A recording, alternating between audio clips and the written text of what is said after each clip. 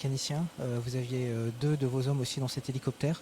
A priori, d'après les premiers témoignages, d'après ce qu'ont dit les ministres, les membres d'équipage les moins blessés ont été héroïques au moment du crash pour tenter le plus possible de sauver l'intégralité de l'équipage.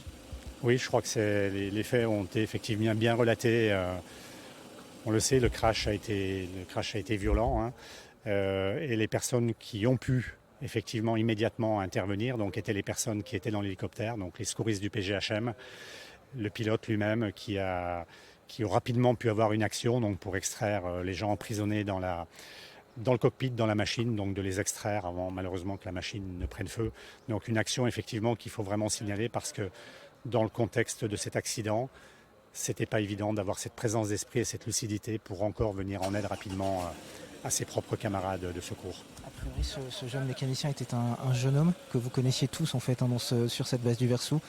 On imagine mal l'émotion qui doit être la vôtre malgré effectivement ce que vous disiez, cette nécessité de poursuivre la mission de service public. Oui, mais une fois encore parce que c'est un accident qui survient quelques mois à peine après ce dramatique accident de l'hélicoptère en Savoie avec des secouristes de la CRS Alpes à l'intérieur. Après ce dramatique accident d'un camarade CRS il y a à peine 2 ans à la barre des Écrins. Donc tout ça en Isère, au sein des équipes finalement qui sont les mêmes équipes, qui se connaissent tous et toutes. Donc forcément ça crée de l'émoi, ça crée de la tristesse, mais on doit continuer à avancer pour ce camarade disparu hier et puis pour tous les autres camarades disparus auparavant.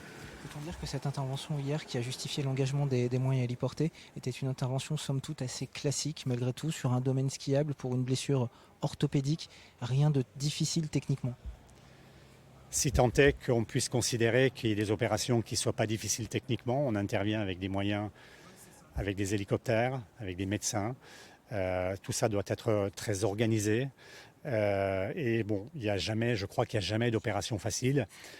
Celle-là faisait suite à 4 autres opérations, je crois, hier, dont des opérations techniques qui s'étaient déroulées les unes quasiment à la suite des autres. Certes, il n'y avait pas de difficultés particulières, mais on sait très bien, au regard des accidents qu'on a pu vivre par le passé, que les drames surviennent parfois, y compris sur ces opérations simples. Et quelle que soit la nature et la difficulté, le niveau de difficulté des opérations, finalement, l'ensemble des techniques mises en œuvre, de tous les savoirs mis en œuvre, évidemment, restent les mêmes. Et le niveau d'expertise qui doit être donné à chaque opération, il n'est pas différent que l'opération s'annonce simple ou qu'elle s'annonce difficile. On a vu énormément